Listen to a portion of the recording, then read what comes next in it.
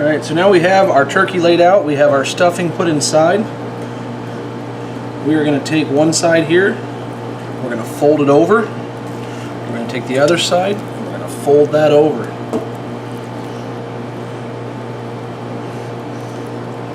So we end up with what resembles another turkey. We're going to take our plastic wrap. Fold both pieces over, and then we're going to push back on it. And as you can see, what I'm doing is I'm making it a lot more round. And we want to make this small. The smaller this is, the easier it is to stuff. So now that we've got it all rolled up, plastic wrap, wrap it here. Take your other plastic wrap it tight. We'll pinch the end to hold the stuffing in, and then we're going to spin it around. And we're going to start with the breast first.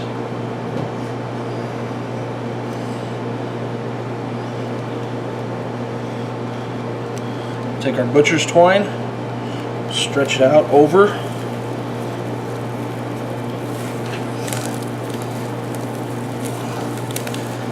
Slowly work it on.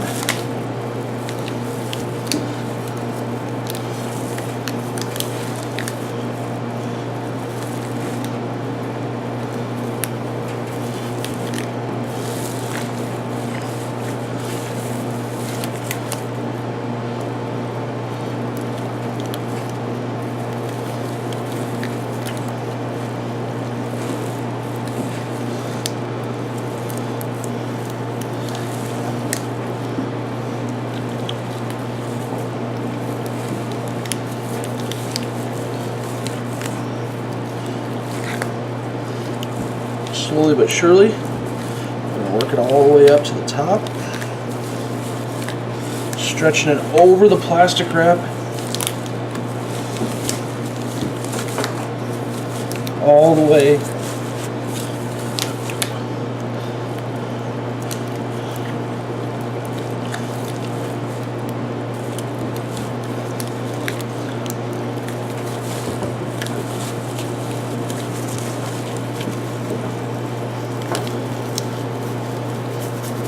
until you can kind of cinch it up from the top.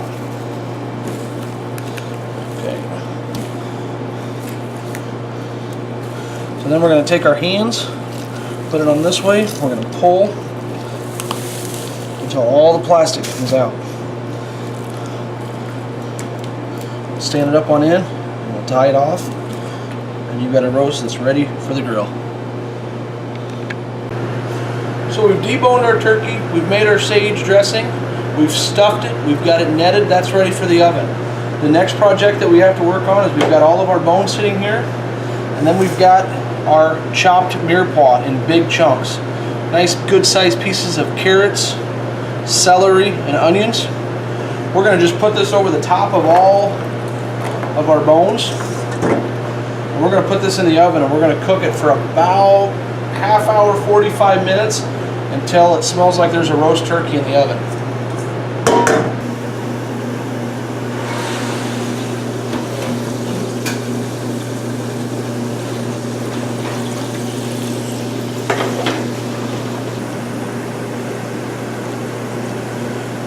Now we've got our carrots, celery, onions, and our turkey carcass, our wings, that have been in the oven for about 45 minutes.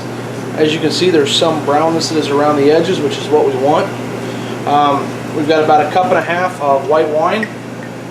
We're going to pour that over the top of this. What that's going to do is that's going to loosen up all of the little tidbits that are stuck to the pan.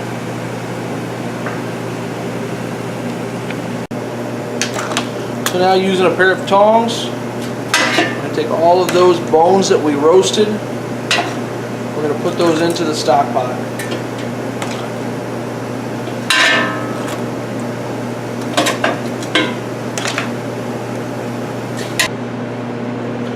Next step is we're going to add our water. As you can see, we've got the bones covered with water.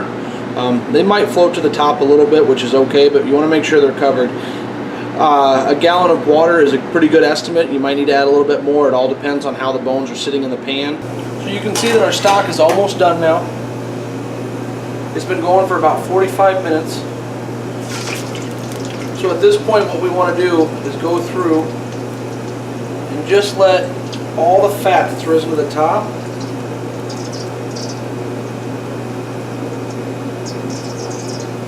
we're just going to slowly remove as much fat as we can so it doesn't get mixed back into the liquid that's on the bottom. And we end up with a nice, clear turkey broth.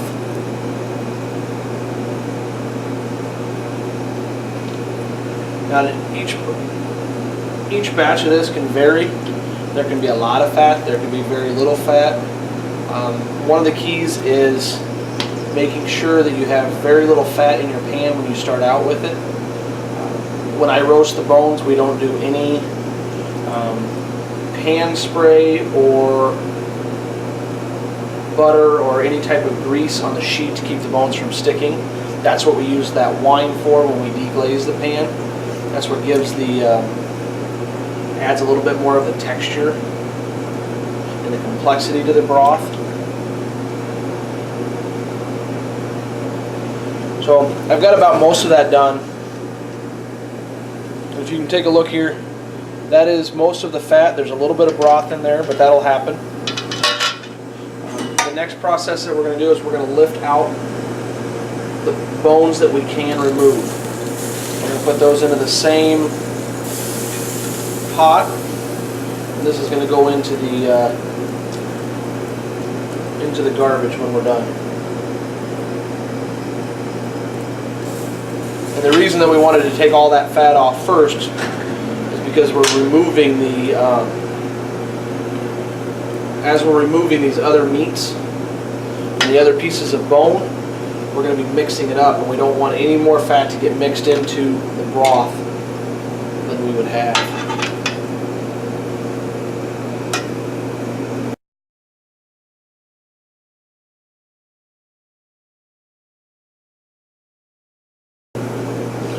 So now we have our second stock pot set up. We have a mesh strainer. A plastic one will work. This one's aluminum. Whatever you have at your house is just fine. We're going to lift up the pan. Now this is a hot liquid, so we want to be very careful. We're going to slowly pour it in.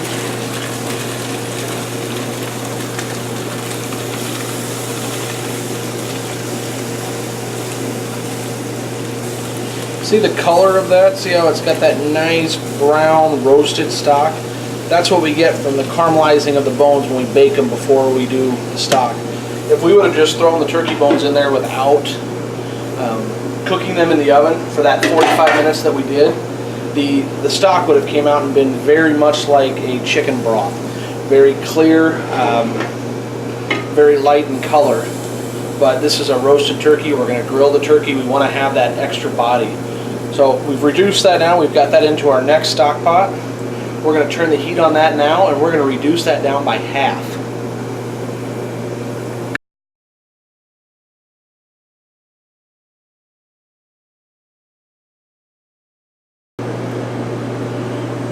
So as you can see, we reduced our stock by about half. What we ended up with was about a little over a gallon to a gallon and a half of stock. We did add a little bit more water. We've reduced that down right now where we have about a little over a half a gallon. So what we're going to do is we've got that up to a nice rolling boil. We're going to turn it down just a little bit. And we're going to add our flour and butter, which is the roux that we had talked about. We're going to stir that in.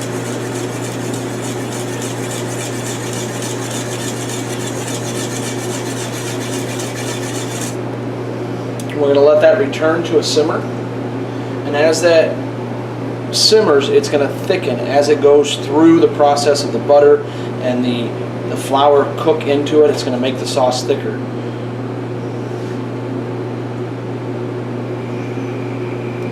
Usually takes a couple minutes. And this is where you kind of are in charge when you get to this point, because if you want a thinner gravy, if you want something that you're going to put over the top of noodles, or if you want something a little thicker that you're going to pour over the top of your turkey and your mashed potatoes, then you can make it a little bit thicker. As it returns to a simmer, we'll give it a quick stir just to make sure that there's any amount of that roux, which is the butter and flour mixture that we made, is all mixed up, all broken up. We don't want to have any chunks. If you ever get those little tiny, it'll almost look like you have dumplings floating in your sauce if you don't have it dissolved well enough before you bring it back to a boil. So it's starting to simmer again. We'll go at it a little bit more.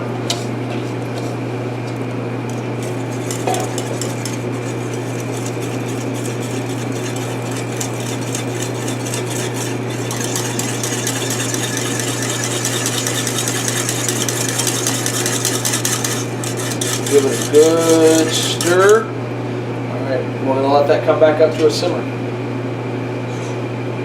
After you add your roux, you want to let it simmer for just a little bit because that cooks the flour. If you taste it and it has a pasty taste, like there's something that's not cooked in it, that's usually because you didn't let the flour and the butter cook long enough after you brought it back up to a simmer. And that'll be eliminated by just simmering it for just a little while, giving it a good stir.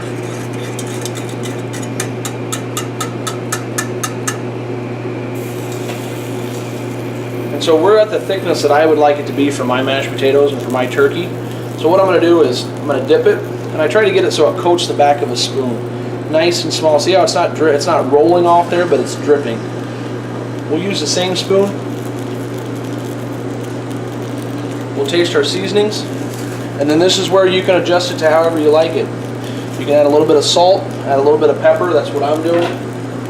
We're going to stir it in.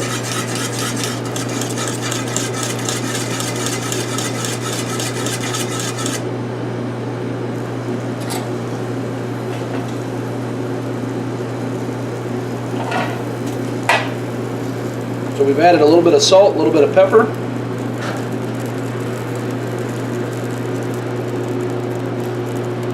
And that is right on where it needs to be.